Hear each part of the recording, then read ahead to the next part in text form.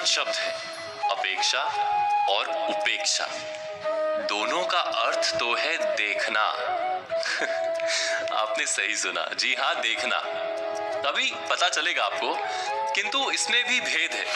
अपेक्षा का अर्थ है किसी व्यक्ति या वस्तु की ओर देखना, अर्थात आशा, चाह या आरजू से भरी आंखों से देखना।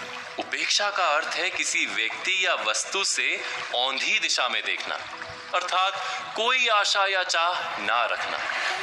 आप विचार करेंगे कि आज ये व्याकरण की बात क्यों हो रही है, किंतु कभी कभी शब्दों को ठीक से समझ लेने मात्र से बड़ा गहरा राज समझ में आ जाता है। हम सदा ही दूसरों से विविध अपेक्षा रखकर जीते हैं। माता पिता से, पत्नी या प्रेयसी से, मित्रों से, सारे संसार से हमें विविध आशा होती है। और जब आशा टूटती है तो हमारा मन दुख और कड़वाहट से भर जाता है। जिस व्यक्ति से आशा थी वो व्यक्ति शत्रु बन जाता है।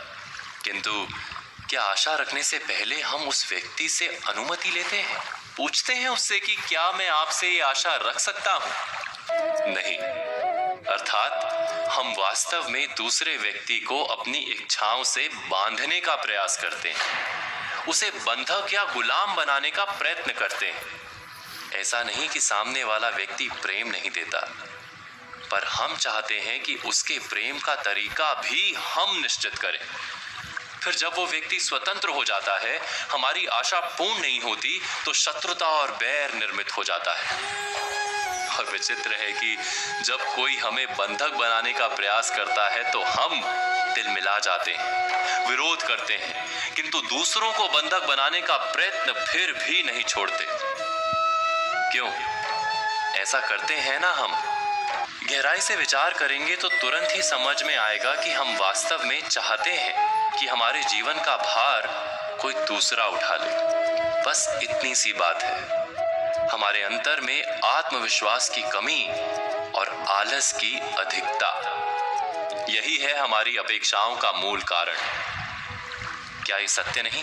हमारे अंतर में आत्मविश्वास नहीं होता कि हमारा भार हम स्वयं उठा पाएंगे। वो हमारी निर्बलता है, और हमारी निर्बलता के कारण ही हम दूसरों से अपेक्षा रखते हैं। अंत में अपने जीवन को कड़वाहट से भर देते हैं। लेकिन दोस्तों, इसका उपाय क्या है?